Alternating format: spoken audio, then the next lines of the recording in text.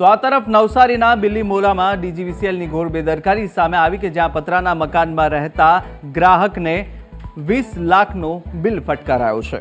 ત્યારે પરિવારને 20 લાખ રૂપિયાનું વીજ બિલ આપ્યું છે। અધધ 20 લાખ રૂપિયા બિલ આવતા આશ્ચર્ય જોવા મળી રહ્યો છે કે જ્યાં ઘરના માલિકે આ મુદ્દે ડીજીવીસીએલનો પણ સંપર્ક કર્યો હતો અને ડીજીવીસીએલે કહ્યું કે આજે રજા છે, સોમવારે અરજી કરજો। ત્યારે સોમવારે અરજી કરો પછી જોઈશું તેવું ઉદ્ધવ જવાબ આપ્યો હતો ડીજીવીસીએલ દ્વારા। અને સાથે ખાડ વિસ્તારમાં રહેતા અશોકભાઈ પટેલને 20 લાખનું બિલ આવતા જ હવે અનેક સવાલ થઈ રહ્યા છે અને બિલીમોરામાં ડીજીવીસીએલની ઘોર બેદરકારીનો આ નમૂનો આજે જોવા મળ્યો છે। 20 લાખ રૂપિયા બિલ આવેલું છે અને અમારી એવી કન્ડિશન નથી કે અમે ભરી શકીએ એમ, એટલા માટે અમે ભરવાના નથી।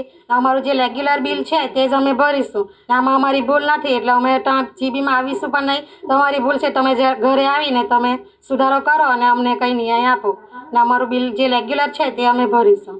એને અમારું 2 થી 2500 રૂપિયા આવતું છે। ઘરમાં અમારી ઘરે 4 લાઇટ છે, ટ્યુબ લાઇટ, 4 લેમ્પ છે અને 2 ફ્રીજ છે, એક પાણીનું મોટર છે ને એક ટીવી છે અને અમે 4 વ્યક્તિ રહેતા છીએ। એમાં 3 વ્યક્તિ તો સવારના નોકરી પર જાય છે ને હું ઘરમાં એક મારું નાનું છોકરું છે, હું એકલી જ રહું છું ઘરમાં। કંપનીવાળાએ અમને દર મહિને 2000 કે 2500 અમારું એટલું સામાન્ય બિલ આવે। આ વખતે 20 લાખ રૂપિયા આવ્યું। એ કેવી રીતના?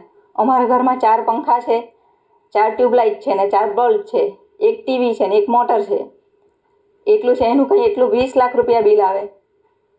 અમારા ઘરમાં કોઈ એટલું વ્યક્તિ, એક જ વ્યક્તિ આખો દિવસ રહે, બીજા 3 જણા છે એ તો નોકરી પર જ જાય ને અમે આખા દિવસ અમારા ઘરમાં 4 જ વ્યક્તિ છે, આ 2 ઘર વચ્ચેને એટલો કંઈ વપરાશ બી નથી કે એટલું બિલ આવે। આ લોકો એમ આંખ મીચીને લખી જાય તે અમારે થોડું ભોગવવાનું હોય।